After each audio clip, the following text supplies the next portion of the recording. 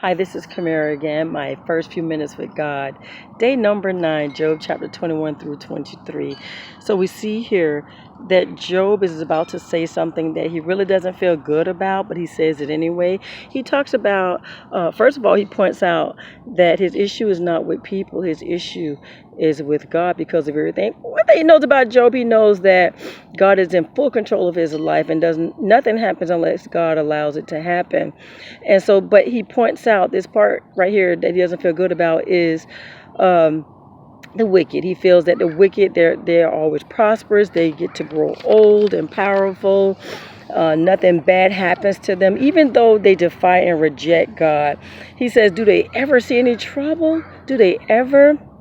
And so he says that his friends will probably say, well, their kids will be punished. And Job was like, no, that's not fair. Basically, those who commit the sin should be the ones who punish.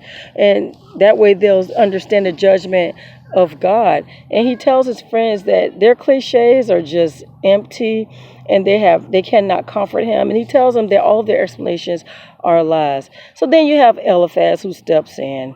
And he basically tells Job that, so you're very religious, and do you think that being perfect does anything for God? You think that God gains anything from that?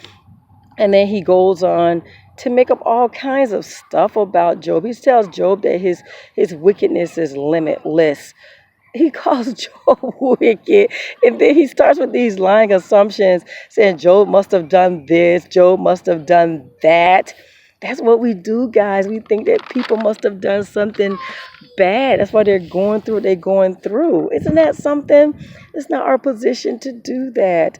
And so then, I mean, he makes up some stuff. Make sure you read it, because even while I was reading, I was like, yeah. So what he tells Job, he says, will you continue in your old path?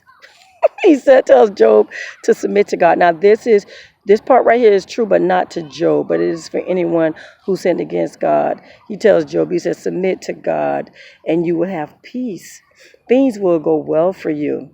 And he talks about how if you call God, he will answer. He says, even the sinner, God will help. Isn't that something? See, that part is good, but it doesn't pertain to Job. So Job goes on to say that he needs to have court with God, and he knows that God will hear his case. He says God is a fair God, and honest people can reason with God. Isn't that something?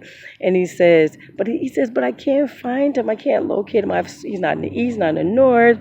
And so he says that so far he's continued to follow God's ways. He's not turned aside, and he hasn't departed from God's commands. And he said he treasures God's words even more than food. Isn't that something? And he said he's terrified to face God, be in his presence, because he knows that God has control of his destiny. So guys, make sure you get something out of this message. If nothing else, at least see how his friends are not comforting him at all. They're just accusing him. We assume that people have done things to bring things on themselves, but sometimes we go through. We just go through, and we just have to stand firm. As Job is a great example of a person who's standing firm. The only thing, Job is just trying to figure out why. Why? Isn't that something? Stand firm, Job, because God has a lot of faith in you. And when we go through, guys, can God trust us to stand firm? I'm just saying.